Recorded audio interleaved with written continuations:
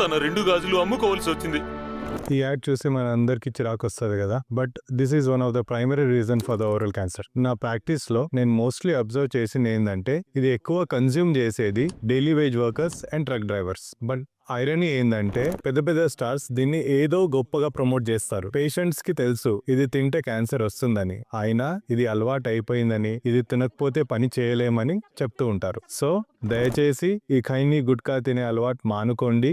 ఎందుకంటే అది మానేసిన తర్వాత నెక్స్ట్ 5 years లో వచ్చే క్యాన్సర్ రిస్క్ కూడా డ్రాస్టిక్ గా తగ్గిపోతుంది. ఒకవేళ మీ నోట్లో కానీ మీ నాలుక మీద కానీ ulcers, red patch or white patch వస్తే ఇమీడియట్ మీ దగ్గర ఉన్న డాక్టర్స్ దగ్గర వెళ్ళి కన్సల్ట్ చేయండి. ఎంత త్వరగా మనం ఇది తెలుసుకుంటే అంత త్వరగా క్యాన్సర్ క్యూర్ అయ్యే ఛాన్సెస్ ఉంటాయి. గుర్తుంచుకోండి, మీ అలవాటు వల్ల తర్వాత మీ ఫ్యామిలీ మెంబర్స్ సఫర్ అవ్వాల్సి వస్తుంది. This is doctor Uday Chavan, consultant surgical oncologist, Chavan hospitals, Balapur.